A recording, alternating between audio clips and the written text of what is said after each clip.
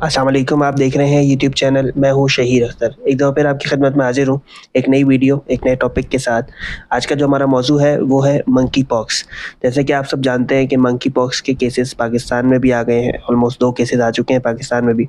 इसी हवाले से आज हम इस वीडियो में बात करेंगे। कुछ सवालात मेरे पास मौजूद हैं। मैंने इस सिलसिले में दावत दी है डॉक्टर सैयद तहसीन अख्तर साहब को। आइए डॉक्टर साहब की तरफ बढ़ते हैं। डॉक्टर साहब अस्सलाम वालेकुम। वालेकुम सलाम। डॉक्टर साहब, सबसे पहले तो ये बताइए, ये मंकी पॉक्स है क्या और क्यों होता है?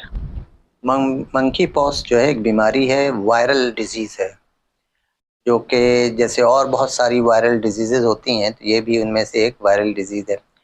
मंकी का नाम इसलिए दिया गया कि सबसे पहले इस वायरस को डिटेक्ट किया गया एक मंकी में, जिसमें मंकी पॉक्स की अलामात मौजूद थी, और ये कैप्टिव मंकी थे जिनमें ये पाया गया 1958 में गालिबन। उसके बाद ये केसेस ह्यूमन में नहीं देखे गए थे। काफ़ी अरसे के बाद 1970 में एक ह्यूमन केस भी डिटेक्ट हुआ जिसमें ये वायरस डिटेक्ट हुआ। तो इस तरह से इसका नाम मंकी पॉक्स रखा गया। और अमूमन ये डिज़ीज़ स्पोराडिक थी, कहीं कहीं हो जाया करती थी, और अमूमन ये जो अफ्रीकन कंट्रीज़ हैं वहाँ ज़्यादा पाई जाती है, जैसे नाइजेरिया। तो इन ममालिक में ये अमूमन थी और ये फैलती नहीं थी। तो पिछले 1-2 सालों से जो है ना, इसका फैलाव हम देख रहे हैं और काफ़ी केसेस डिटेक्ट हुए हैं यूरोप में, अमेरिका में। अब पिछले दिनों पाकिस्तान में भी इसके 2 केसेस रिपोर्ट हुए हैं।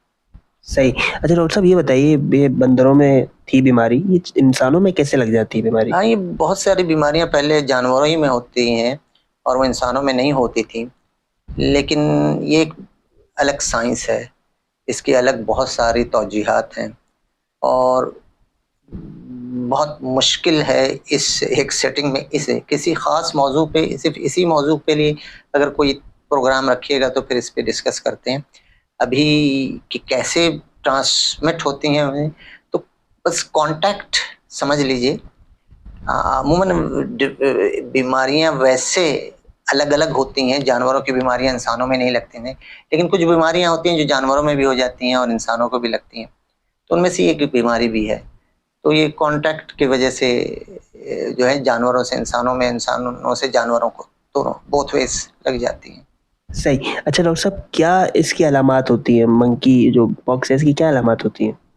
अच्छा देखिए, मंकी पॉक्स जिस तरह कोई भी वायरल डिजीज होती है तो स्टार्ट होता है वो बुखार से। तो इसकी मेन अलामात बुखार है, सर में दर्द का होना, जिस्म में दर्द का होना।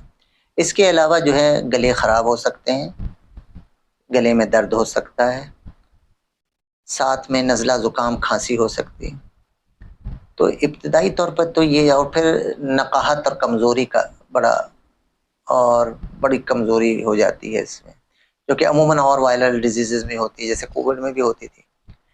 तो मगर ये सारे person to person, patient to patient vary करता है। तो इब्तदाई 4 दिनों में इस तरह की अलामात होती हैं। फिर टिपिकल जो अलामात आते हैं जिससे ये पहचाना जाता है वो हैं रैश। अब ये रैश जो हैं, इनके 5 स्टेजेस होते हैं। पहला स्टेज कहलाता है मैक्यूल। इसमें रेड स्पॉट्स हो जाते हैं और ये फ्लैट रैश होते हैं। ये 1 से 2 दिन, बाद 3 दिन तक रहते हैं और फिर ये इनमें उभार पैदा होना शुरू हो जाता है। ये रेज्ड होना शुरू हो जाते हैं, थोड़ा सा उभार होता है, और इनको फिर जो है ना हम पैप्यूल कहते हैं। ये भी 2 से 3 दिन या 1 से 2 दिन रहते हैं। फिर इनमें पानी आ जाता है अगले स्टेज में, और वेसिकल्स बन जाते हैं। तो फिर ये पानी जो है इसमें पीप बन जाता है, तो फिर इसको पेस्चुल्स कहते हैं हम। तो ये इस तरह से स्टेजेस तब्दील होते हैं।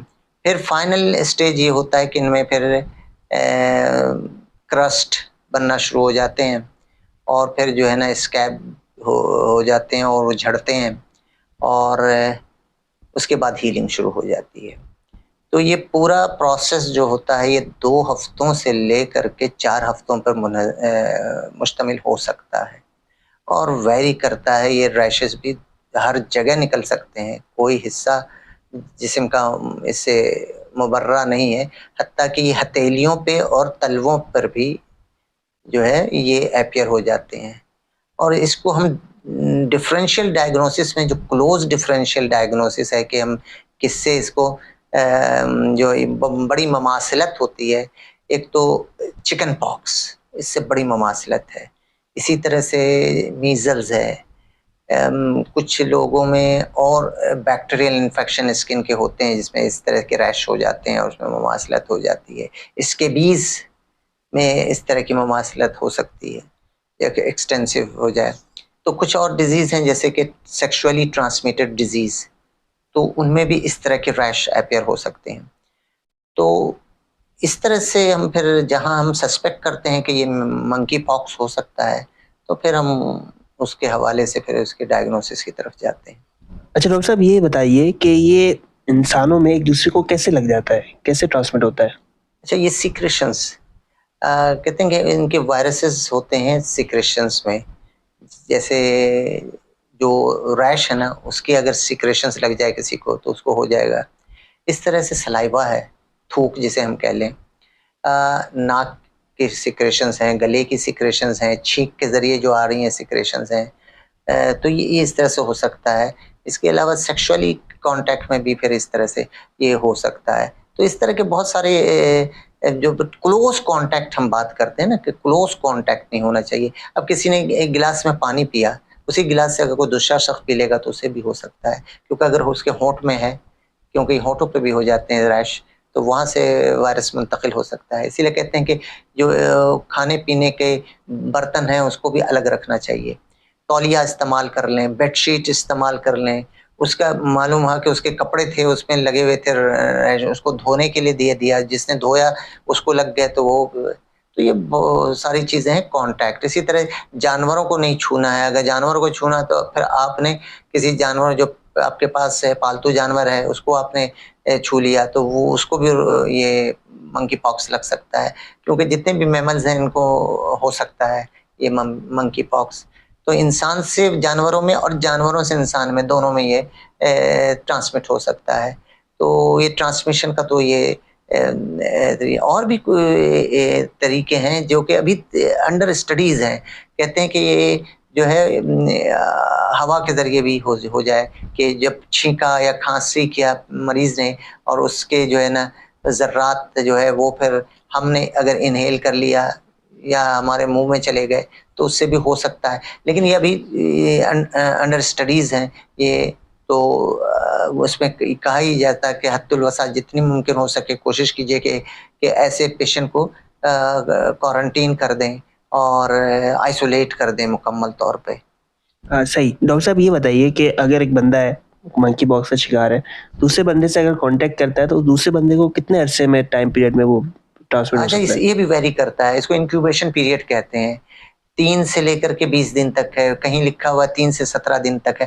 تو یہ عموماً بہت جلدی بھی ہوا تو 3 دن میں ہو جائے گا، اور ویسے ایوریج جو ہے نا یہ 1 ہفتہ ہے، 1 ویک کا ایوریج ہے. تو مگر ویری کرتا ہے یہ اگین کہ کسی میں بہت ٹائم لگا دے گا، 3 ہفتے میں جا کر کے ہو رہا ہوتا ہے، اور کسی میں جسٹ 3 دن میں ہی اس کو سمٹمز آنا شروع ہو جائیں گے. صحیح.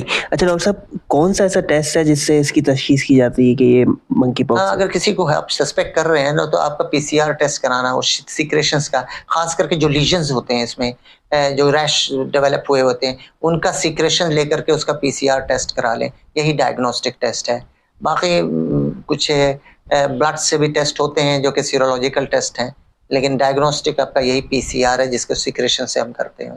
صحیح. اچھا جس کو اگر یہ منکی پاکس ہو جائے، ٹھیک ہے، منکی پاکس کا شکار ہو گیا، تو کیا احتیاط کرے؟ کیا وہ بھی جیسے کووڈ-19 میں مریض آئسولیٹ کرتے تھے اس میں بھی آئسولیشن؟ جی بالکل. اس میں تو زیادہ دن آئسولیٹ کرنا پڑتا ہے. اس کا بڑا مسئلہ ہے بھائی. اس میں جو ویسے جو ہم کہتے ہیں مارٹیلٹی ریٹ تو اتنی زیادہ نہیں ہے، 1%. اچھا. اور میکسیمم بھی ہے تو 3% تک جاتا ہے. تو 1 to 3% اس میں مارٹیلٹی ریٹ ہے.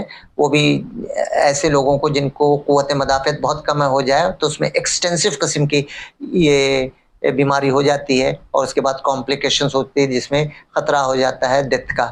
لیکن عموماً یہ سیلف ریمیٹنگ ہے، 4 ہفتوں میں 2 سے 4 ہفتوں میں یہ ٹھیک ہو جاتی ہے.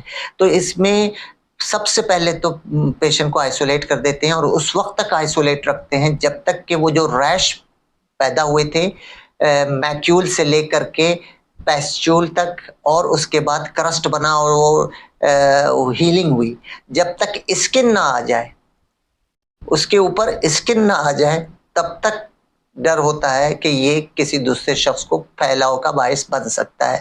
تو اس وقت اس کو آئسولیٹ کر کے رکھنا ہوتا ہے. یعنی اگر کسی کو 4 ہفتے تک ہے تو 4 ہفتے رکھنا پڑے گا. تو یہ ایک ذرا سا بڑا مشکل 1 مہینے تک آئسولیٹ ہے میں بھی اگر اس طرح کی کسی کو ہوا تو اس کو رکھنا پڑ جائے گا. تو اس حوالے سے اور باقی احتیاط تو یہ ہے کہ اس کا برتن الگ کر دیں، اس کے کپڑے الگ کر دیں، اس کے جو ہے نا کھانے پینے کا سامان الگ کر دیں، اس کے باتھ روم الگ کر دیں، اس کا کمرہ بالکل الگ کر دیں. کوئی اس کمرے میں نہ جائے، جو جائے تو وہ بھی ماسک لگا کے جائے اور گلفز پہن کر کے جائے، اور اس کے بعد جب واپس آئے تو اچھی طرح سے اپنے آپ کو واش کر لے، کپڑے چینج کر لے اور ان کپڑوں کو گرم پانی سے دھو دے. تو یہ چیزیں سمپل وے میں ہیں، لیکن چانسز جو سیکریشنز کے لگنے کے ہیں وہ اگر لگیں گے تو پھر ہونے کا چانس ہو جائے گا دوسروں کو. تو اس وجہ سے واش روم میں ہی کہا جاتا ہے وہ بھی علیحدہ ہی کر دیں، کیونکہ ہر سیکریشنز میں اس کے جو ہے نا وائرس ہوتا ہے. صحیح. ڈاکٹر صاحب کووڈ-19 میں ہم دیکھتے تھے ماسک کا استعمال، سینیٹائزر کا استعمال، کیا اس میں بھی کریں ماسک کا استعمال؟ بالکل سینیٹائزر بھی استعمال کرنا ہے اور ماسک کا استعمال تو بہت ضروری ہے. ایسے پیشنٹ جس کو ہو گیا وہ ویل فٹڈ ماسک پہنے، اور خاص کر کے جب گھر سے باہر نکل کر کے ڈاکٹر کے پاس جا رہے ہوں تو ضروری ہے کہ ماسک پہنیں، یا ٹیسٹ کے لیے جا رہے ہیں تو ضروری ہے ماسک پہن کر کے پراپرلی جائیں، اور جو ان کی تیمارداری کر رہے ہیں وہ بھی پہن کر کے ماسک اندر جائیں تو کمرے کے. تو یہ ساری چیزیں اس میں بھی کرنی پڑیں گی، وہ کہ یہ اس طرح سے نہیں ہوتا جس طرح سے کووڈ ٹرانسمٹ ہوتا تھا، لیکن اس میں ابھی بھی کچھ چیزیں جو ہے نا وہ اس بات کی ریسرچ طلب ہے کہ اس پہ ریسرچ کی جائے، کیونکہ یہ ابھی تک یہ پھیلی ہوئی ڈیزیز تھی نہیں، اکا دکا ہوتی تھی، ایک چند علاقوں تک محدود تھی. لیکن اب جب سے یہ ہوا ہے تو اس پہ اسٹڈیز چل رہی ہیں اور نئی اسٹڈیز رہیں، ریسرچ آئیں گی تو اس سے ہمیں مزید معلومات ہوں گی. صحیح. اس کا کوئی علاج ہے ڈاکٹر صاحب؟ ہاں، جیسے کہ اور وائرل ڈیزیز کا، زیادہ تر وائرل ڈیزیز کا کوئی ایز سچ حوصلہ افزا اور تسلی بخش علاج نہیں ہوتا. اس میں سمٹومیٹک جیسی علامات ہوتی ہیں ویسا علاج کیا جاتا ہے. تو سمٹومیٹک ٹریٹمنٹ دی جاتی ہے، اور اگر اس پہ سپر ایڈڈ بیکٹیریل انفیکشن ہو جائے تو پھر وہاں جیسے کسی کو نمونیا ہو گیا یا کوئی، یا جو سیکریشنز تھیں ان میں انفیکشن، جو لیجنز تھیں ان میں انفیکشن ہو گیا تو پھر اینٹی بائیوٹک کا رول بھی آ جاتا ہے. لیکن اینٹی وائرل کچھ ابھی تک اس میں سچ نہیں ہے کہ یہ وائرل دیں تو آپ اس سے یہ بیماری ٹھیک ہو جائے گی. کچھ اینٹی وائرل ہیں ایسے جن کو ریکمینڈ کیا جا رہا ہے، FDA نے اپروو کیا ہے کہ دے سکتے ہیں. اس کے علاوہ ویکسین جو اسمال پاکس کی کسی زمانے میں تھی، کہتے ہیں کہ وہ دیا جائے تو اس سے بھی بچت ہو سکتی ہے، کوئی تدارک ہو سکتا ہے. لیکن یہ ابھی تک انڈر اسٹڈیز ہیں یہ ساری چیزیں. اس کی کوئی ویکسین ابھی تک اس کی اپنی خاص مخصوص ویکسین کوئی نہیں آئی ہے. اسمال پاکس کی جو بیماری جسے اردو میں کہتے تھے چیچک، اسمال پاکس، تو وہ کسی زمانے میں اس کی ویکسین ہوا کرتی تھی اور اب تو ایراڈیکیٹ ہو گیا ہے یہ بیماری. تو اس کے ویکسینز استعمال کی جا سکتی ہیں، یہ اجازت دی گئی ہے مخصوص کیسز میں، ہر ایک کو نہیں. ٹھیک ہے، تو ابھی یہ انڈر اسٹڈیز ہو سکتا ہے کہ آگے چل کر اس کی بھی کوئی ویکسین آ جائے. صحیح ڈاکٹر صاحب، بہت شکریہ، آپ نے ٹائم دیا. ناظرین، یہ تھی آج کی ویڈیو. بڑی تفصیل سے ڈاکٹر صاحب نے مجھے اور آپ کو آگاہ کیا اس بیماری کے حوالے سے. امید کرتے ہیں آپ کے لیے مستفید ہوگا. آپ سے ملاقات ہوگی کسی اور ویڈیو میں کسی اور ٹاپک کے ساتھ. جب تک کے لیے اپنا خیال رکھیے گا. اجازت دیجیے. السلام علیکم ورحمۃ اللہ.